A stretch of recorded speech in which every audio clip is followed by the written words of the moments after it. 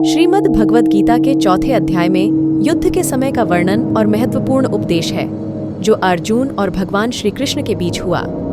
इस अध्याय का नाम यज्ञ विभाग योग है और यह युद्ध के समय मन, शरीर और आत्मा के बीच एक संबंध को समझाता है। इस अध्याय में भगवान श्री कृष्ण अर्जुन को युद्ध के महत्व को समझाते हैं और उन्हें कर्म के महत्व के बारे में शिक्षा देते हैं। यहाँ मैं इस अध्याय के महत्वपूर्ण बिंदुओं का संक्षेप में वर्णन कर रहा हूँ।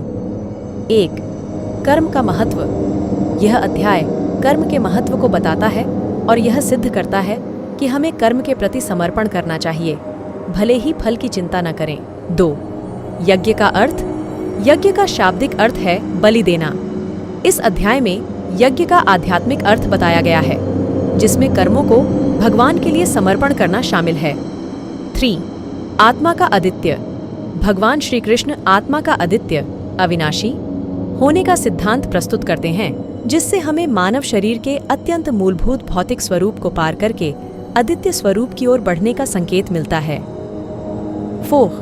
भगवान का स्वरूप। इस अध्याय में भगवान का आदि रूप और विश्व रूप का वर्णन होता है, जिससे यह स्पष्ट होता है कि भगवान सबका संरक्षक है और वह हमारे सभी कर्मों का फल देते हैं। 5. भक्ति का मार्ग। इस अध्याय में भक्ति का महत्व भी दर्शाया जाता है और यह बताया जाता है कि भक्ति द्वारा ही हम भगवान के पास पहुंच सकते हैं। हमें यज्ञ के माध्यम से भगवान की आराधना करनी चाहिए और अपने कर्मों को उसके सेवा में समर्पित करना चाहिए। 6. ज्ञान और कर्म का महत्व।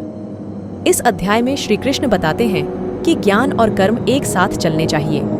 वे यह सिखाते हैं कि कर्म को ज्ञान के साथ किया जाए तो वह दिव्य बन जाता है और व्यक्ति के मार्ग को प्रशस्त करता है। 7. कर्म का निष्कामता। श्री कृष्ण कर्म को निष्काम रूप से करने की महत्वपूर्णता को बताते हैं। इस अध्याय से हमें यह सीखने को मिलता है कि हमें कर्म करना चाहिए, लेकिन उसके फल की आकांक्षा नहीं करनी चाहिए।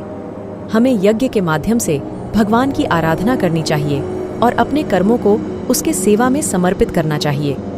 इसके साथ हमें आत्मा के अदित्य का ज्ञान होता है और हम यह भी समझते हैं कि भगवान हमारे सभी कर्मों का निरीक्षण करते हैं।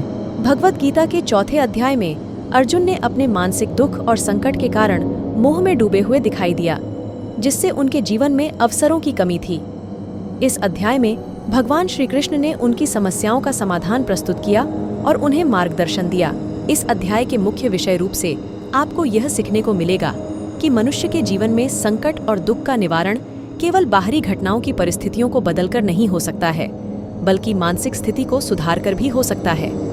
भगवान श्री कृष्ण ने यह बताया कि मनुष्य को अपने दुखों को नियंत्रित करना चाहिए और अपने कर्मों में आसक्ति नहीं रखनी चाहिए। इस अध्याय में यह भी दिखाया गया कि मनुष्य के पास अपने कर्मों को नियंत्रित करने का विचारण का अधिकार है, लेकिन फल का अधिकार नहीं होता। फल का स्वागत या अस्वागत मानसिक स्थिति के आधार पर नहीं होना चाहिए। इस अध्याय के आधार पर हमें यह सीखना चाहिए कि हमारे द्वारा किए गए कर्मों का परिणाम हमारे हाथ में नहीं होता और हमें अपने कर्मों में आसक्त नहीं होना चाहिए। यह अध्याय हमें दिखाता है कि सफलता और हानि हमारी मानसिक स्थिति पर निर्भर करती है और हमें आसक्ति के बिना कर्म करना चाहिए। इस अध्याय के माध्यम से हमें यह भी सीखने को मिलता है कि हमारे कर्म और धर्म का पालन हमारे आत्मिक विकास के लिए महत्वपूर्ण है और हमें अपने कर्मों को सच्चे भावना और समर्पण के साथ करना चाहिए। इस प्रकार भगवद गीता के चौथे अध्याय से हमें यह सीखने को मिलता है कि मानसिक स्थिति को सुधारकर हम अपने जीवन को सफल और सुखमय बना सकते हैं और कर्मों को आसक्ति के बिना करने से हम अपने आत्मिक विकास को प्राप्त कर सकते हैं।